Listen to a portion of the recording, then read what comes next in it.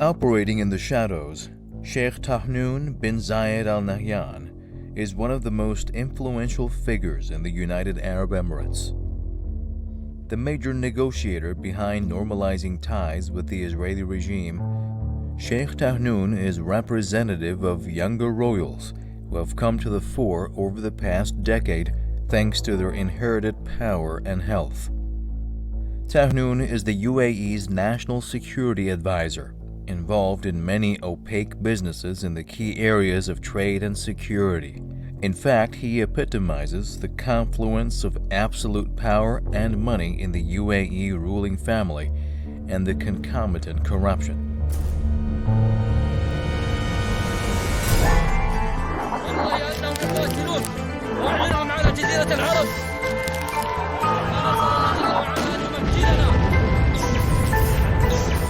الحادث اللي حدث مؤلم جدا لجميع السعوديين.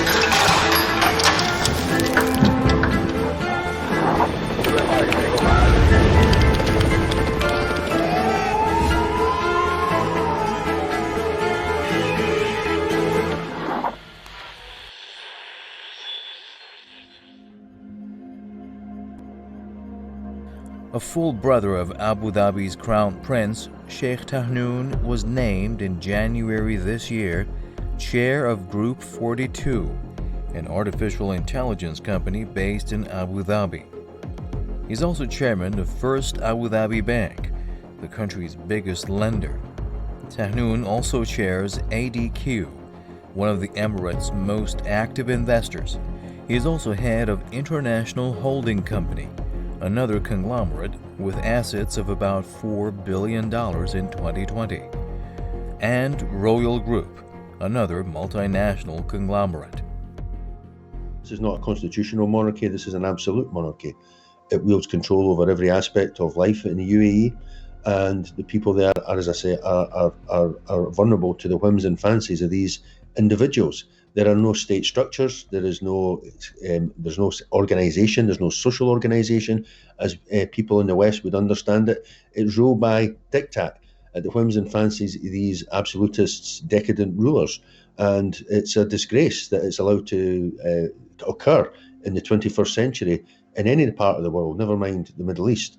And so, as I say, it's a consequence of these Gulf states which live on oil revenues. The UAE also has large revenues based on its development of Dubai as an international tourist resort, a flesh pot, as you will, where hedonism reigns, where there's slave labour at one end of the spectrum, and there's decadent luxury at the other end of the spectrum. Tahnoon's numerous positions in vital sectors reveals the inner workings of Abu Dhabi's absolute monarchy, where the royals dominate key parts of the economy, blurring the lines between state and private enterprise. In the words of Kirsten Fontaine-Rose, director of Scowcroft Middle East Security Initiative, Sheikh Tahnoon oversees everything. He's the trusted under-the-radar guy. Part of that is mystique. He is quiet and he's always everywhere. The increased presence of the royal family, however, has been to the detriment of the private sector, which cannot burgeon in an economy practically monopolized by the court. These Gulf states, including the UAE, these are not real states. These are family businesses masquerading as such.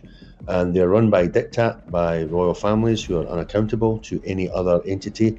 They do what they wish. They have absolute power over the people they rule over. An expat executive with years of experience in Abu Dhabi told Financial Times on condition of anonymity, "We don't think there are any credible private sector players in strategic sectors. If you wanted to negotiate a commercial deal with the family, not at the palace, you would approach through Tahnoon." Whereas the border between the state and royal interests have always been blurred in the Persian Gulf countries, particularly in the UAE and Saudi Arabia, the new thing is the rising leaderships in the two countries are becoming more autocratic and more centralized, disturbing the power balance even among the royal families themselves.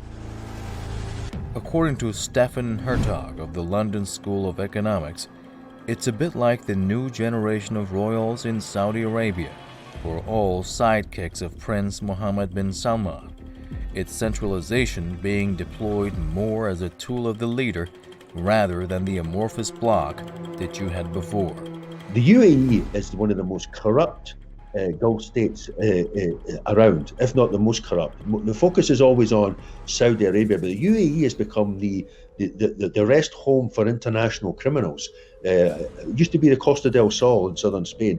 Now it's the United Arab Emirates, because these people bring in money and they're able to reside there and they're able to operate from there almost with impunity. And this is a big, big problem, because some of these criminals are responsible for murder and mayhem on the streets of cities like Dublin, London, and so forth. And the UAE is tarnished with this corruption. And corruption eventually eats the corrupt. And that's what I think may well happen in the case of this individual, and indeed in the case of the royal family of the United Arab Emirates. Sheikh Tahnoon was born on December 4th, 1969. As one of 6 full brothers who were the sons of Sheikh Zayed bin Sultan al-Nahyan and his third wife, Sheikha Fatima. He is a martial arts expert, avid cyclist, runner, and a keen chess player. In 1992, Tahnoon set up First Gulf Bank when he was only 23. In 2013, he was appointed Deputy National Security Advisor and promoted to National Security Advisor in 2016.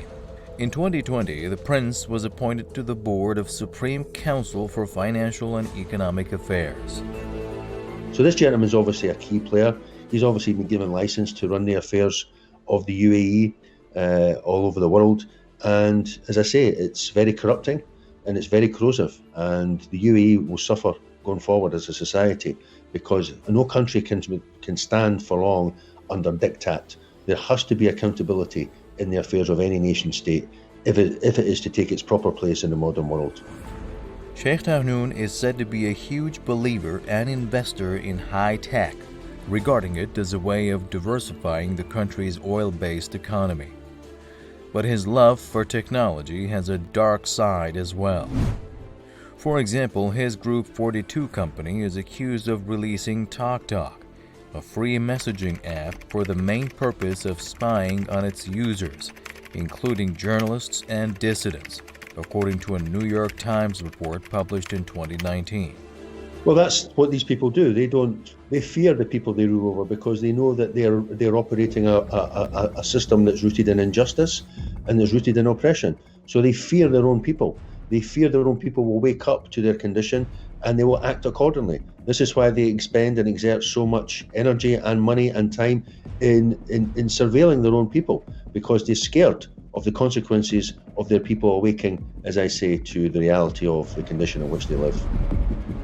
The second most influential man in Abu Dhabi, as he is usually referred to, Sheikh Tahnoon, is a constant reminder that there is not enough room for everybody in the major sectors of a country that claims to be the most progressive in the Middle East. The problem really is not so much how much power he has or whether he's a typical prince. The problem is that there are such things as princes in these Gulf states. That's the problem. This is a regressive and archaic concept, having a prince, having a royal family, and certainly a royal family with absolute powers. It is not compatible with the modern world.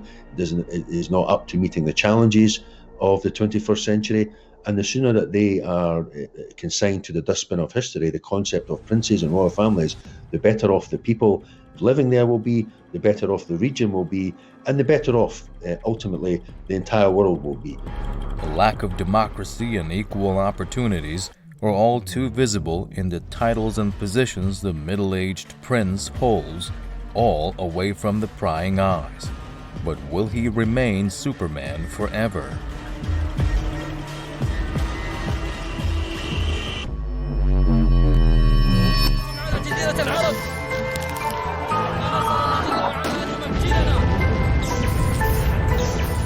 الحادث اللي حدث مؤلم جدا لجميع السعوديين.